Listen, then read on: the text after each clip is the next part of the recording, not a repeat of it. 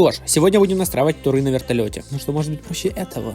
Разбиться об дерево. Что же еще? Телевизор, да? Интересно. Для настройки запуска туров нам нужно назначить лишь две кнопочки. Кнопку для самого пуска туров, изначально она стоит на пробеле, я бы не стал ее менять. Следующая кнопочка служит нам для стабилизации прицела и захвата цели. Назначаем на удобную нам. Ми-8 у меня нету, так что я покажу это вам на примере Ми-28. Боже, купите мне прям, пожалуйста. У большинства вертолетов есть зона, в которой они могут пускать туры. Для пуска вам нужно, чтобы нос вашего вертолета смотрел в эту зону. У начальных вертолетов нет захвата цели, и вам нужно ввести цель вручную. У высокоранговых вертолетов она есть, но и здесь вам часто нужно будет ввести цель ручками. Этот захват постоянно срывается в долбаные деревья. В целом это все, так что пока.